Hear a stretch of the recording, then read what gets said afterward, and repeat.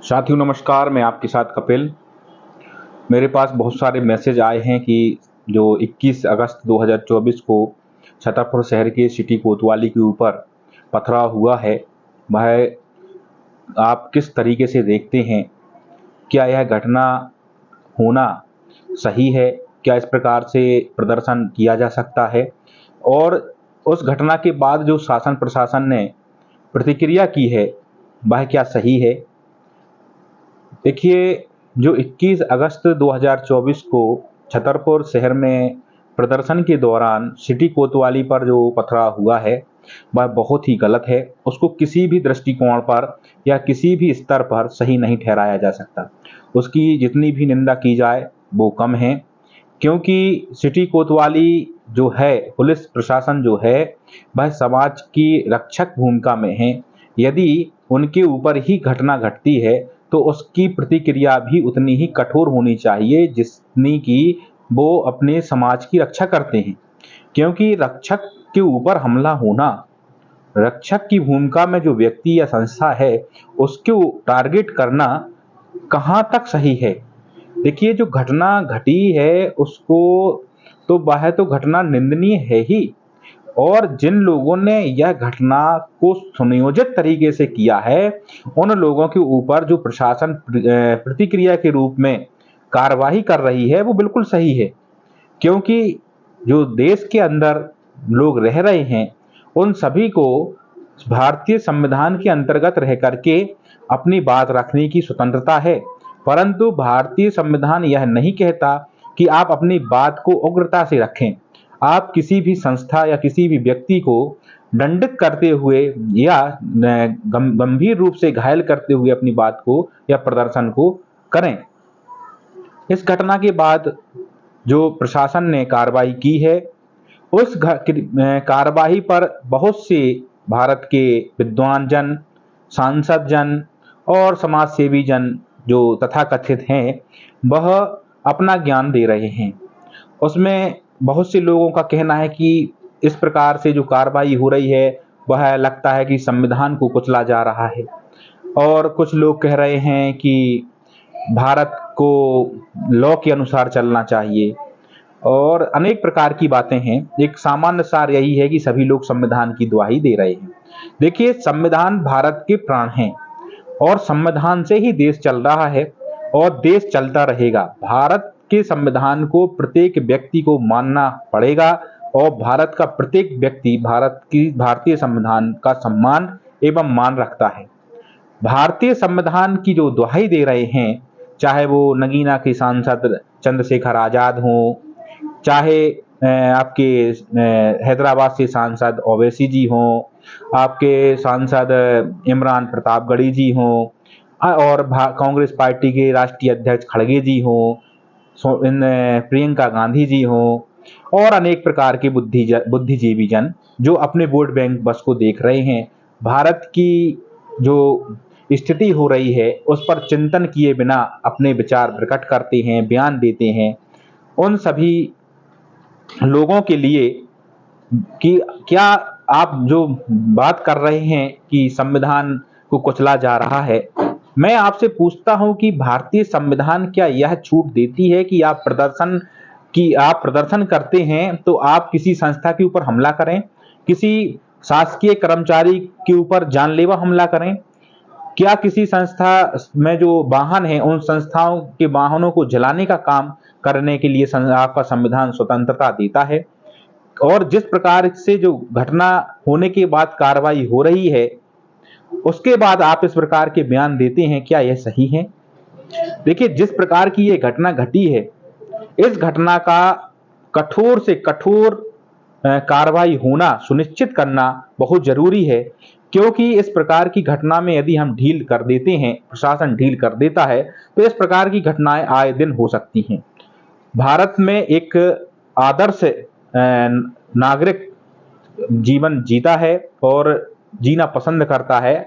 भारत शांति से रहना पसंद करता है, और इस प्रकार की जो सुनियोजित घटनाएं हो रही हैं, यह आंतरिक स्थिति जो देश की बनाना चाह रहे हैं, वह बहुत चिंताजनक है। परंतु भारतीय संविधान और भारत का शासन प्रशासन इनकी मंसूबों को पूरा नहीं होने देंगे, क्योंकि भारत के अंदर जो भाईचारा रहा है उसी भाईचारे के साथ देश चलेगा। देखिए, जो घटना घटी और इस घटना में जो संपत्ति को चिन्हित किया गया है, यह संपत्तियां एक दिन में नहीं बन गई। इनके पास इन सब की जांच अच्छे से होनी चाहिए कि इनके आय के स्रोत क्या हैं, इनके संरक्षक कौन कौन से हैं, इनको संरक्षण देने का कार्य कौन कर रहा है, इनके पास जो माध्यम से पैसा आ रहा है वो कौन से माध्यम है। इन सभी बिंदुओं के ऊपर शासन को लगातार नजर रखनी चाहिए और रख कर के कार्रवाई करनी चाहिए, जिससे आगे की घटनाएं होना बंद हो सकें। यदि शासन पहले जैसी गलतियां करेगा, क्योंकि ये जो लोग कट्टरपंथी लोग हैं या गलत भाव रखने वाले लोग हैं, ये एक दिन में सक्षम नहीं हुए। यह लगातार लंबे समय से आर्थिक रूप से मजबूत हो रहे हैं, गलत कार्य को कर रहे हैं। आप अभी कार्रवाई कर रहे हैं कि परमिशन नहीं है मकान की। आप ऐसे मकानों को चिन्हित कीजिए जो शहर में बिना किसी परमिशन के, बिना किसी रजिस्ट्री के शासकीय भूमि पर अतिक्रमण करके मकान और बनाए गए हैं और व्यापार कर रहे हैं। ऐसे मकानों को, ऐसे लोगों को चिन्हित करके अभी से कार्रवाई करें, जिससे लोगों के मन में शासन के प्रति भय हो कि इस गलत कार्य को नहीं करना है। शासन प्रशासन की उदासीनता के कारण ऐसे लोगों को बल मिलता है और यह एक दिन बड़े जो है बड़े का क्या कहते हैं कि बड़ी से बड़ी घटना करने की इच्छा शक्ति इनमें जागृत हो जाती है और यह बड़ी से बड़ी घटना करने के लिए तैयार हो जाते हैं। क्योंकि जो सिटी कोतवाली पर हमला हुआ है, तो यह उनकी इच्छा शक्ति बताती है कि उनके अंदर शासन प्रशासन का डर नहीं है। तो शासन को लगातार इस प्रकार की जो लोग हैं उनकी संपत्तियों की जांच करके और जो बिना किसी परमिशन के बिल्डिंग बनी है उनको ध्वस्त करके शासन यह मैसेज दे कि शासन किसी भी गलत व्यक्ति का समर्थन नहीं करता, क्योंकि यह लोगों को कहीं ना कहीं प्रत्यक्ष है या अप्रत्यक्ष है, राजनेताओं का, शासन में बैठे अधिकारियों का कहीं ना कहीं संरक्षण प्राप्त होता है, तब तो यह इतने बड़े बड़े कार्यों को करते हैं। 20,000 स्क्वायर फीट में बिल्डिंग बनी हुई थी और नगर पालिका को यह जानकारी नहीं कि परमिशन है कि नहीं, राजस्व को यह जानकारी नहीं कि इसकी परमिशन है कि नहीं। ऐसी बहुत सारी बिल्डिंग्स हैं जो बिना किसी परमिशन के, बिना किसी दस्तावेज के बनी हुई हैं और शासन में बैठे हुए व्यक्ति बहुत शांति से देख रहे हैं। और जब कोई घटना घटती है फिर वही लोग विरोध करने के लिए आ जाते हैं कि मेरी तो 20 साल से यह बिल्डिंग बनी है, तब क्यों नहीं आए। भाई, जब अतिक्रमण हो रहा है तो उसी समय अतिक्रमण को क्यों नहीं रोका जाता।